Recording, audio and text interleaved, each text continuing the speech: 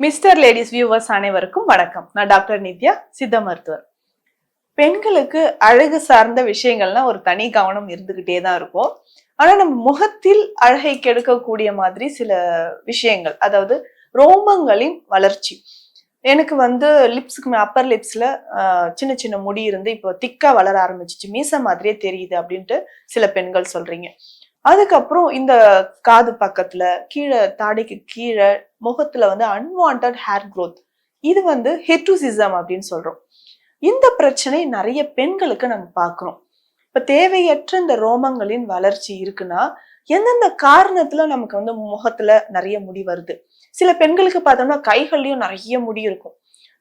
ரொம்ப அப்படி மொசன்னு முடி இருந்துகிட்டே இருக்கு, நான் வேக்சிங் பண்ணிக்கிட்டே இருக்கிறேன், 1 மந்த் பண்ணனா கூட எனக்கு அதிகமா ஹேர் growth வந்துருது அப்படின்னு சொல்றீங்க.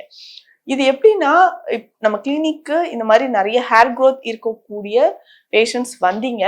அது எப்படின்னா, முன்னாடியே வந்தாலும் கொஞ்ச நேரம் வெயிட் பண்ணிட்டு இருப்பாங்க. இல்ல நான் லாஸ்டா பாக்குறேன், இல்ல நான் பர்சனலா மேம் கிட்ட பேசணும், நான் தனியா பார்த்து இதுக்கான சொல்யூஷன் எடுத்துக்கிறேன் அப்படின்னு சொல்லுவாங்க. அப்போ மன ரீதியாகவும் நிறைய பாதிப்புகளை இது ஏற்படுத்துது.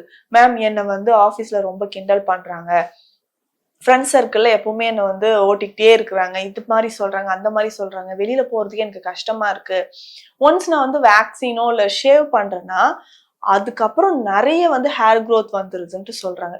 தவறான ஒரு விஷயம் என்னன்னா, வேக்சிங்கோ இல்ல ஷேவ் பண்றதோ ரொம்ப தவறான விஷயம்னு சொல்லலாம். ஒன்ஸ் நம்ம ஷேவ் பண்ணிட்டோம்னா நல்லா கவனிச்சு பாருங்க, நம்ம தலையில முடிய மொட்டை போடுறாங்க இல்லையா, மொட்டை போட்டா என்ன அர்த்தம், நம்ம என்ன சொல்றோம், முடி நல்லா வளரும், 2-3 மொட்டை நம்ம குழந்தை பருவத்திலே போட்டு விட்டுலாம், அப்பதான் முடி நல்லா வளரும் அப்படின்னு சொல்லுவாங்க. ஹேர் ஃபால் நிறைய இருக்கும்போதும் நம்ம அதுதான் ஒரு பெஸ்ட் சாய்ஸா நினைக்கிறோம். நிச்சயமாகவே நம்ம தலைமுடி ஷேவ் பண்ணும்போது growth நல்லா இருக்க ஆரம்பிக்கும். அந்த ஹேர் ஃபாலிகல்ஸ் நல்லா ஸ்ட்ரென்தன் ஆயிட்டு ஹேர் growth நல்லா இருக்கும். அதே மாதிரி முகத்திலயும் நம்ம என்ன பண்றோம்னா, தவறா நம்ம நம்ம வீட்லயே ஷேவ் பண்றது, அந்த மாதிரி நிறைய எக்யூப்மெண்ட்ஸ் இப்போ நிறைய வீடுகள்லயே இருந்து பண்ற மாதிரி கிடைக்குது. ஈஸியா நம்ம வாங்கி என்ன பண்றோம், ஒரு ஃபங்க்ஷனுக்கு போறேன், இல்ல நான் காலேஜ்ல இந்த மாதிரி ஃப்ரெண்ட்ஸ் வீட்டுக்கோ ரிலேட்டிவ்ஸ் வீட்டுக்கோ காலேஜ்ல ஒரு ஃபங்க்ஷன் இருக்கு, இந்த டைம்ல மட்டும் இந்த ஹேரை ரிமூவ் பண்ணிடலாம்னு சொல்லிட்டு அவசர அவசரமா அதை ஷேவ் பண்ணிட்டு நல்லா ஃபேஸ் ஃப்ரெஷ்ஷா இருக்கு அப்படின்னு சொல்லிட்டு நம்ம போயிட்டு வந்துடும். ஆனா வந்ததுக்கு அப்புறம் ஒரு 10 days 2 weeksல என்ன ஆகுதுன்னா, சின்ன சின்ன முடிகள் முன்னாடி இருந்ததை விட நிறைய வளர ஆரம்பிச்சிடும். இப்போ முகத்தில் இந்த மாதிரி ரோமங்களின் வளர்ச்சி இருக்குன்னா என்னென்ன காரணங்கள், இந்த ஹிர்சுட்டிசம் ஏற்படுறதுக்கு என்ன காரணம் அப்படின்னு பார்த்தோம்னா, முக்கியமா ஹார்மோன் இம்பேலன்ஸ் ஒரு முக்கியமான காரணம். அடுத்ததாக ஜெனட்டிக் இஷ்யூஸ், அதாவது ஹெரிடிட்டியா நிறைய பேருக்கு இந்த பிரச்சனை வருதுன்னு சொல்லலாம். ஹார்மோன் பிரச்சனைகள் இருக்குன்னா தைராய்டு சார்ந்த பிரச்சனைகள், சிலருக்கு இந்த ஹைப்போதைராய்டிசம் இல்லைன்னா ஹைப்பர் தைராய்டிசம் இருக்கக்கூடிய பெண்களுக்கு முகத்துல அதிகமா ரோமங்களோட வளர்ச்சி இருக்குது. அதுக்கப்புறம் பார்த்தோம்னா பிசிஓடி கம்ப்ளைண்ட்ஸ் இருக்கக்கூடிய பெண்கள், ரொம்ப நாளா ரொம்ப வருட கணக்குல மாத கணக்குல கூட எனக்கு பீரியட்ஸ் வரலன்னு சொல்ற பெண்கள், இந்த மாதிரி சமயங்களையும் நமக்கு முகத்துல ரோமங்கள் வளர்ச்சி வரும். ஈஸ்ட்ரோஜன் ஹார்மோன் குறைவா இருந்து மேல் ஹார்மோன் நமக்கு அதிகமாகும் பொழுது, பெண்களுக்கு ஆண்ட்ரோஜன் டெஸ்டோஸ்டெரான் ஹார்மோன் அதிகமாகும் பொழுது முகத்தில் ரோமங்களின் வளர்ச்சி அதிகமாக இருக்கு. அப்போ நம்ம என்ன பண்ணணும்னா, நேச்சுரலாவே உடலுக்குள்ள இருக்கக்கூடிய பிரச்சனைகளை சரி செய்யாத வரையில் முகத்தில் இந்த ரோமங்களோட வளர்ச்சி அப்படின்றது நிக்காம இருந்துகிட்டே இருக்கும். தொடர்ந்து நம்ம எவ்வளவு காலத்துக்கு தான் இந்த வேக்சின் ஷேவ் எல்லாம் நம்ம பண்ணிக்கிட்டே இருப்போம். இதுக்கு ஒரு நிரந்தர தீர்வு கிடைக்கணும்னா பேசிக்கா நமக்கு என்ன மாதிரியான ஹார்மோன் இஷ்யூஸ் இருக்கு, இல்ல நமக்கு யூட்ரஸ்ல ஏதாவது ப்ராப்ளம் இருக்கான்றத நம்ம தெரிஞ்சுக்கணும். அதற்கேற்ற மாதிரி மருந்துகளை நம்ம எடுத்துக்கணும். ஃபேஸ் பேக் அப்படின்னு பொறுத்த வரைக்கும் நம்ம என்னென்ன யூஸ் பண்ணலாம் அப்படின்னு பார்த்தோம்னா, மஞ்சள் இதுக்கு ஒரு சிறந்த நிவாரணியாக இருக்கும். எப்போ நம்ம மஞ்சள் தேய்ச்சி குளிக்கிறத பெண்கள் மறந்துட்டோமோ, நிறைய பேருக்கு இன்னைக்கு தோல் சார்ந்த பிரச்சனைகள், மார்பக புற்றுநோய் வர்றது, முகத்துல இந்த மாதிரி ரோமங்களோட வளர்ச்சி வர்றது, இது எல்லாமே ஏற்படுது. அப்போ முதல்ல நம்ம என்ன பண்ணலாம், கருமஞ்சள் கற்பம் அப்படின்ற மருந்து நம்ம ஸ்பெஷலா நம்ம கிளினிக்ல கொடுத்துட்டு இருக்கோம். அதுவும் பெண்களுக்கு நம்ம உடல்ல இருக்கக்கூடிய அந்த ஃப்ரீ ரேடிக்கல்ஸ் டாக்ஸின்ஸ் எல்லாமே எலிமினேட் பண்றதுக்கு கருமஞ்சள் கற்பம் ஒரு சிறந்த மருந்தா நம்ம கொடுக்குறோம். அதை நம்ம பயன்படுத்தலாம். ஒவ்வொருத்தருக்கும் இருக்கக்கூடிய நோய் நிலைக்கு ஏற்ற மாதிரி நம்ம மெடிசன்ஸ் கொடுத்துட்டு இருக்கோம். அந்த வகையில நம்ம முகத்திலும் பார்த்தோம்னா ஃபேஸ் பேக் மஞ்சள் பயன்படுத்தலாம். இதுல முக்கியமா கஸ்தூரி மஞ்சள், அதே மாதிரி வெள்ளை மஞ்சள் அப்படின்னு சொல்லக்கூடிய இந்த கிச்சிலி கிழங்கையும் பயன்படுத்தலாம். இதை ரெண்டுத்தையுமே நம்ம ஃபேஸ் பேக்கா நம்ம டெய்லி தினமும் நம்ம ஃபேஸ்ல வந்து அப்ளை பண்ணிக்கிட்டே வரணும்.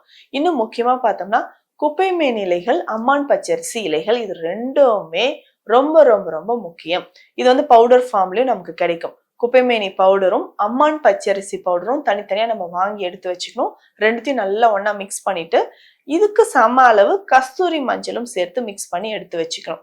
இதை தினமும் நம்ம ஃபேஸ் பேக்கா எப்படி நான் ஃபேஸ் பேக்கா போட போறேன் அப்படின்னா முட்டையோட வெள்ளைக்கருல போட போறோம். முட்டையோட வெள்ளைக்கருல இந்த மூலிகை பவுடரை போட்டு கொஞ்சமா எலுமிச்சை சாறு விட்டு நல்லா மிக்ஸ் பண்ணிக்கணும். ஃபேஸ்ல அப்ளை பண்ணிடணும்.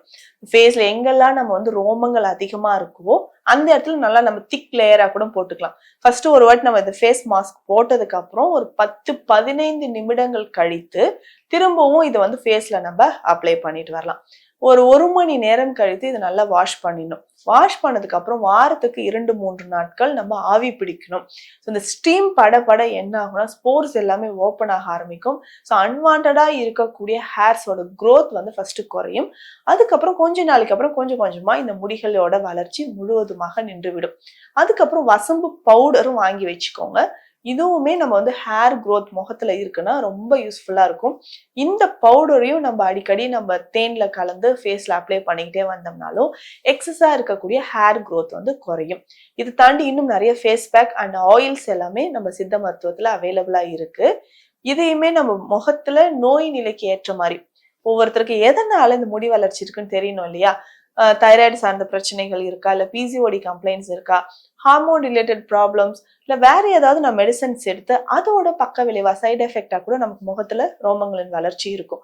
இது எல்லாமே சரி செய்யறதுக்கான சிறந்த மருந்துகளும் நம்ம கொடுத்துட்டு இருக்கிறோம்.